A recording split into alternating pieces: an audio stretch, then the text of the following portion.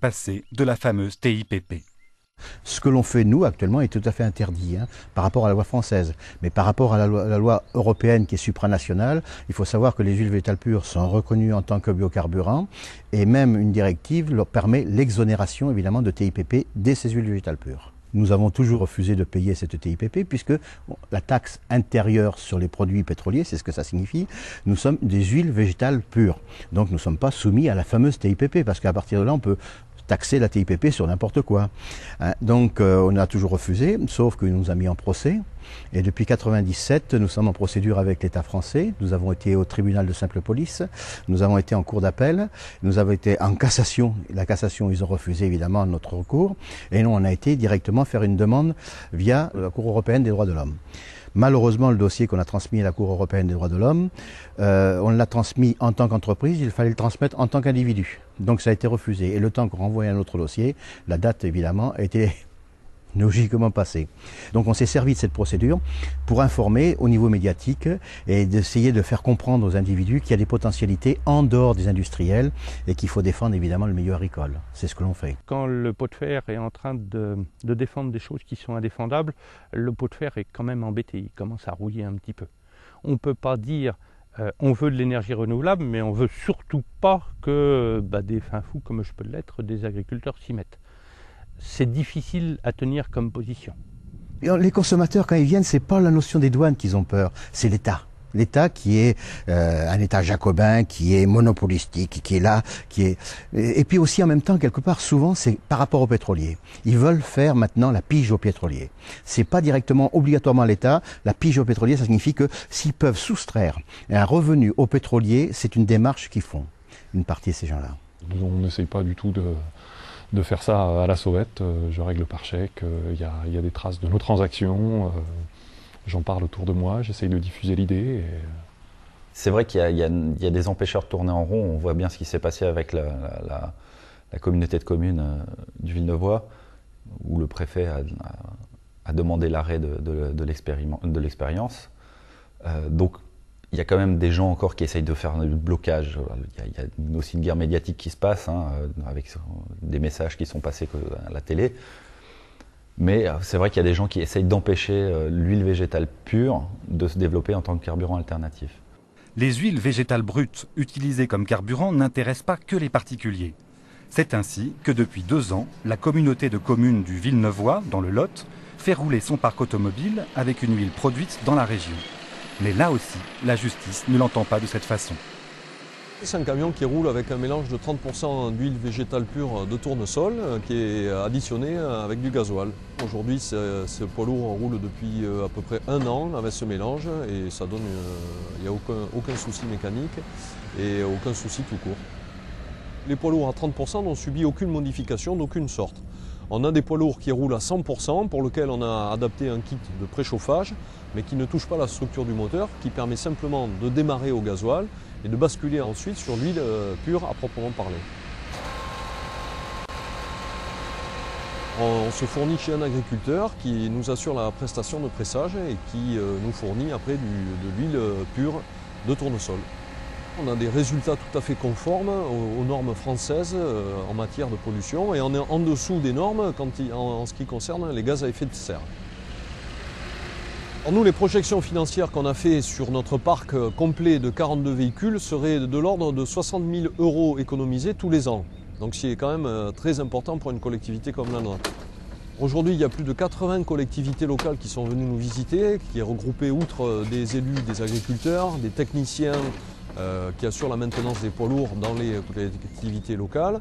Et effectivement, il y a plusieurs collectivités en France qui souhaitent s'engager comme nous dans ce type d'expérimentation. Ce qui est valable ici n'est pas forcément partout en France, mais il faut savoir qu'aujourd'hui, dans le Lot-et-Garonne, il y a plus de 16 000 hectares de jachères de terres agricoles. Et il vaut mieux payer les agriculteurs à travailler leurs terres que de les payer à la laisser en friche. Donc on considère que si déjà on peut arriver à remettre en culture les 16 000 hectares qui sont aujourd'hui payés pour ne pas être travaillés, on aura déjà réussi un grand pas pour l'agriculture de demain. L'expérimentation est valable puisque ce sont des poids lourds de collecte d'ordures ménagères qui tournent avec des charges différentes, des secteurs différents et des chauffeurs différents tous les jours. Déjà, si on fait la preuve que ça marche à ce niveau-là, on espère que le législateur élargira la possibilité d'expérimenter à d'autres, et notamment aux citoyens. Une des motivations était naturellement une motivation écologique. La France a ratifié le protocole de Kyoto, notre constitution a été modifiée pour y inscrire le développement durable, et nos dirigeants font des discours sympathiques et vertueux sur ce sujet. Je crois qu'il est temps de passer aux actes.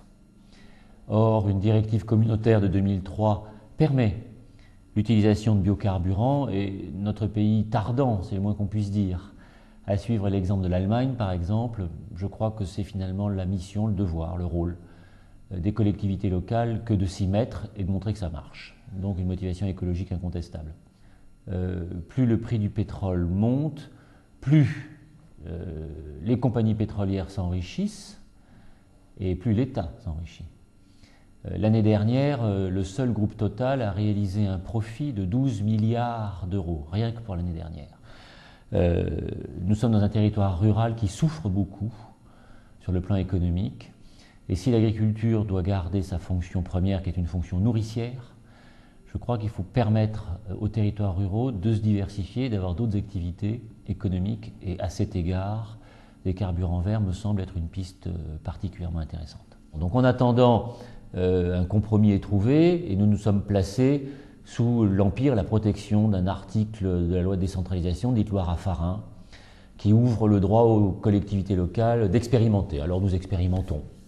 Donc Villeneuve a monté son projet, donc nous on fait le suivi technique de ce projet et on norme les huiles et on donne un agrément à l'agriculteur. Ce qui signifie qu'on va chercher l'huile, on va chercher les agriculteurs et on leur donne évidemment le cahier des charges à respecter.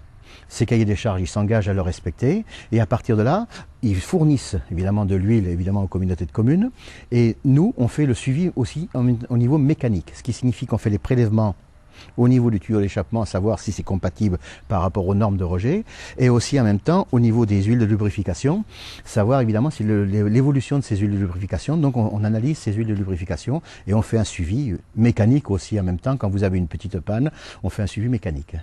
On a des stations-service à huile en Allemagne. La Belgique vient d'avoir une déclinaison légale qui m'intéresse bien, c'est-à-dire qu'ils ont dit tout ce qui est produit sur une exploitation peut être vendu sans impôt aux gens qui l'entourent, ce qui me paraît quelque chose de relativement serein. J'ai des collègues ou j'ai des clients qui viennent acheter de l'huile, c'est soit des gens qui disent il faut bouger sur ces dossiers-là, des gens qui veulent faire des économies, des gens qui disent cette fois-ci il faut bouger, cette fois-ci il faut y aller, quoi. J'ai acheté ce véhicule exprès pour pouvoir tourner à l'huile en fait. Je cherchais un véhicule d'occasion avec suffisamment de place pour emmener ma famille nombreuse et pour pouvoir mettre de l'huile dedans. Tout moteur en principe peut consommer entre 15 et 20% d'huile en mélangeant du gasoil et au-delà il faut adapter le moteur pour fonctionner à l'huile. Mais donc c'est comme c'est une adaptation, il y a des risques mécaniques et il y a des contraintes qu'on n'observe pas avec du gasoil. J'avais commencé au début tout doucement à 20% et puis ça allait bien, donc j'ai monté, je suis arrivé à 100%, ça tourne encore à 5%, bon le démarrage est un petit peu plus délicat mais ça se fait. Dans ce département, c'est presque une vingtaine de presses qui ont été achetées. Officiellement, nous sommes les seuls utilisateurs, donc une seule aurait suffi. À quoi serviraient donc les 19 autres? Ça se fait déjà.